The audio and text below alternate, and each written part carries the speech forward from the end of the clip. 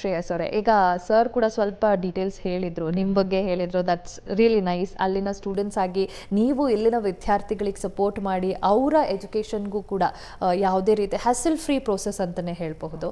That is really nice. ಈಗ ಅಲ್ಲಿನ admission ಬಗ್ಗೆ ನಾವು ಸ್ವಲ್ಪ ತಿಳ್ಕೊಬೇಕು ಅಂದರೆ ವಿದ್ಯಾರ್ಥಿಗಳಿಗೆ ಆ ಡೌಟ್ಸ್ ಇರುತ್ತೆ. ಈಗ ಹೇಗೆ ಅಲ್ಲಿ ಎಲ್ಲೋ ಒಂದು ಜಾರ್ಜಿಯಾನೋ ಪ್ರದೇಶದಲ್ಲಿರುವಂತಹ ಕಾಲೇಜಿಗೆ, ಯೂನಿವರ್ಸಿಟಿಗೆ ನಾನು ಅಡ್ಮಿಷನ್ ಆಗಬೇಕು, ನಾನು ಇಲ್ಲಿದ್ದೀನಿ, ಆ ಪ್ರೋಸೆಸ್ ಹೇಗೆ ಇರ್ಬೋದು ಅನ್ನೋ ಒಂದು ಕನ್ಫ್ಯೂಷನ್ಸ್ ಇರುತ್ತೆ. ಸೊ ಅಡ್ಮಿಷನ್ ಪ್ರೋಸೆಸ್ ಬಗ್ಗೆ details. So Inspire Abroad Education Solutions ಕಡೆಯಿಂದ ಇಲ್ಲಿ ಬೇಸಿಕ್ಕು ಡಾಕ್ಯುಮೆಂಟೇಷನ್ ಲೈಕ್ ಎಲ್ತ್ ಚೆಕಪ್ಪಿಂದ ಹಿಡಿದ್ಬಿಟ್ಟು ವೀಸಾ ಡಾಕ್ಯುಮೆಂಟೇಷನ್ವರೆಗೂ ಇಂಡಿಯಾದಲ್ಲಿ ನಾವು ಪ್ರೊವೈಡ್ ಮಾಡಿಕೊಡ್ತೀರಿ. ಆದ ನಂತರ ಜಾರ್ಜಿಯಾಗೆ ಹೋಗಿದ್ದಾದ ಮೇಲೆ ಇನ್ ಪರ್ಸನ್ ಆಗಿ ಅಲ್ಲಿ ಕೆಲವೊಂದು ಡಾಕ್ಯುಮೆಂಟೇಷನ್ ವೆರಿಫಿಕೇಷನ್ ಇರುತ್ತೆ. ಸೊ ಅದನ್ನು ನಾವು ಪರ್ಸ್ನಲಾಗಿ ಹೋಗಿ ಅವ್ರಿಗೆಲ್ಲ ಸಹಾಯ ಮಾಡಿ ನಾವು ರಿಟರ್ನ್ ಆಗ್ತೀರಿ. ಬೇಸಿಕ್ ಡಾಕ್ಯುಮೆಂಟ್ಸ್ ಹೇಳಂಗಿದ್ರೆ 10th 11th 12th marks card ಒಟ್ಟಿಗೆ birth certificate, Aadhaar card and passport, ಇವೆರಡು ಇಷ್ಟು ಡಾಕ್ಯುಮೆಂಟ್ಸ್ ಬೇಕಾಗಿರುತ್ತೆ.